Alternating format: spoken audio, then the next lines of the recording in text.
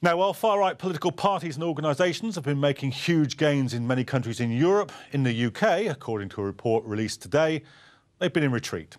The anti-racism organisation Hope Not Hate claimed that support for the British far-right is now at its lowest level for 20 years.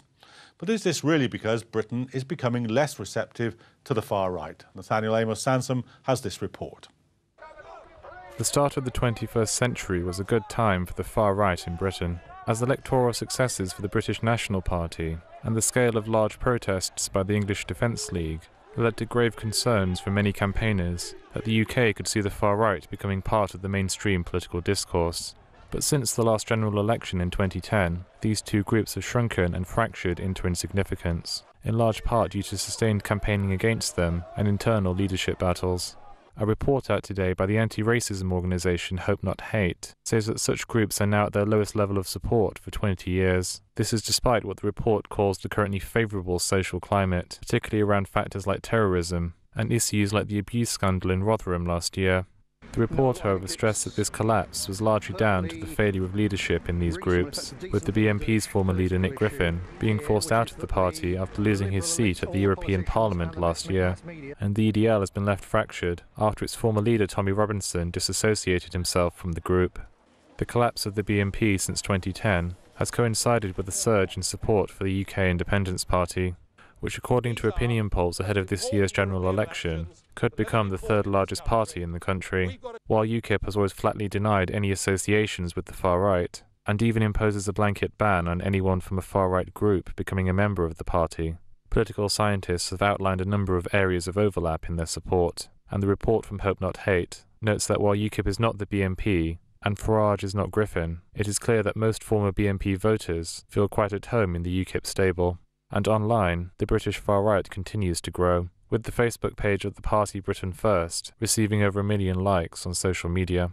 And while the organisations founded by the far-right may have failed, the anxieties they have mobilised into our political system, particularly over issues like Islam, have sometimes been taken up by mainstream politicians. Speaking in Munich in 2011, the Prime Minister David Cameron was accused by some of conceding ground to the far-right after he delivered a speech outlining what he called the failures of state multiculturalism. Under the doctrine of state multiculturalism, we've encouraged different cultures to live separate lives apart from each other and apart from the mainstream. We've even tolerated these segregated communities behaving in ways that run completely counter to our values. So when a white person holds objectionable views, racist views for instance, we rightly condemn them. But when equally unacceptable views or practices come from someone who isn't white, we've been too cautious, frankly even fearful, to stand up to them. While the far-right is likely to have minimal support in general elections this May, the impact that such groups have had in driving the political and social debate in the UK might prove much more widespread. Nathaniel Amos Sansom, The Report. Well, with me to discuss this is Eric Kaufmann, who's a Professor of Politics at Birkbeck, University of London. Welcome to the programme. What do you think is the main driver of the decline of the right? Is it that UKIP's kind of drained the pool? Well, no, I think that if you look at the BNP, it was already imploding to some degree prior to the rise of UKIP. So I don't think you can credit the rise of UKIP necessarily with shattering the BNP, although I think it's true that UKIP is a home for many former BNP voters, not activists, but voters. So I think that's an important link. But I think it's really down to personality conflicts between Griffin and others in the party.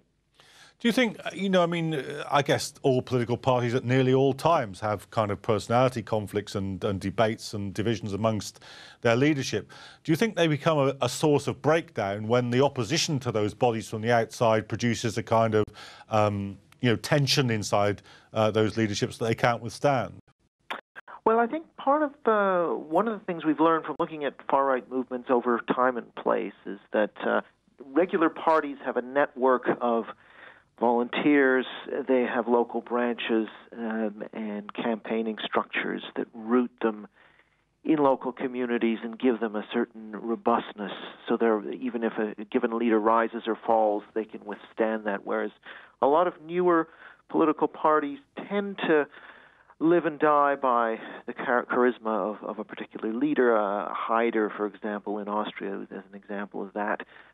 It's not to say that the demand for those policies remains, but if a particular figurehead collapses or moves on, then often a party can come into disarray or can fall prey to factionalism. So that's a pretty common pattern we've seen. And you can even go back historically and look at the Ku Klux Klan in the United States in the 20s, which had the same dramatic rise, dramatic fall. So these small parties are very much vulnerable to these sorts of problems around leadership and succession.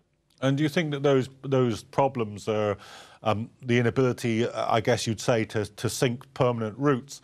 Are they to do with the degree of opposition that they meet as well? Because, I mean, there's a long history in this country stretching back to the National Front, back to the 30s, indeed, to Mosley, of popular mobilisation against the far right. Well, I mean, I think it's probably a problem that is common to a lot of third parties. I mean, it's not just fringe parties that might meet a lot of opprobrium from society as a whole, although I'm sure that plays some role. I think a lot of it is simply down to the fact that if you invest, a lot of these movements are new and they don't have an established institutional infrastructure, and so they're more reliant on charisma than would be a main or major party, and therefore they lack the cadres and the establishment, if you like, which can withstand the vagaries of persona. So the fact that they're more dependent on that, I mean, I do think, yes, obviously, resistance from the wider society plays a role, but I don't think that on its own would, I mean, clearly a lot of people were willing to vote for the BNP, so I don't think the taboo against voting BNP on its own explains the collapse of these movements. I think it's more due to these internal splits and factionalism than it is due to the hostility of wider society. Mm. And what do you think the relationship of the decline of the far right will be to UKIP? I mean, you said that, and other observers have said that obviously many BNP voters would find themselves comfortable as voters of UKIP.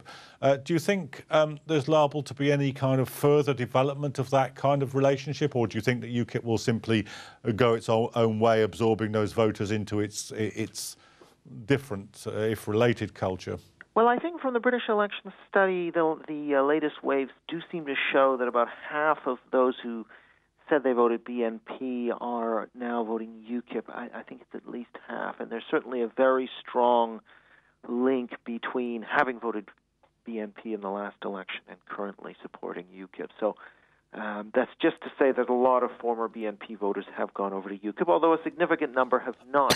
It's important to note that there is some difference between the two. So the BNP supporter is both younger, more urban, lives in a more diverse area than the typical UKIP supporter who lives in a more rural, whiter, on average, I'm talking about a type of area, and is a bit older.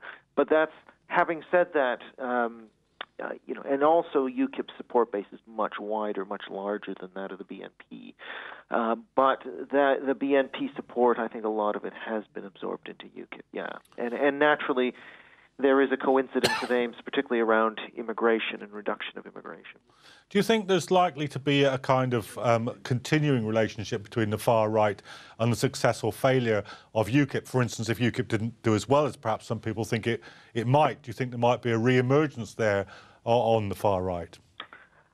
I think that there is a degree of there's quite strong demand for an anti-immigration political voice. I think that's the main driver of UKIP support is the immigration question, and the rate of cultural change in the population, I think, is the big one. So, and that could be East European as well as ethnic minority. It's not necessarily one or the other. I think that demand is there, and so a political vehicle that comes along with a charismatic leader, in this case, UKIP has mobilized that sentiment, but if they were to implode, that sentiment would still be there, and it would then come down to a credible alternative. It's not clear necessarily that the BNP will be the place that those votes will go to. I mean, there was more of a stigma attached to the BNP because it arose from a street movement and has sort of more neo-fascist, unsavory roots, whereas UKIP came out of what was seen as a more sort of small government, anti-European, but generally kind of bourgeois kind of movement. And in that sense, it isn't tainted to the same extent as the BNP brand. And so I think part of it is about branding. The BNP brand was simply more toxic. So it's going to be about an acceptable, palatable brand. Okay, well, I'm afraid that's all we've got time for on this episode of The Report. I want to thank all my guests on today's show and thank you at home for tuning in. Do remember that you can keep up with us on Twitter by following @IslamChannel and by using the hashtag The Report. But for now, we'll leave you with scenes from the Golan Heights, where Syrian refugees are living in makeshift camps at sub-zero temperatures. Till tomorrow, good night.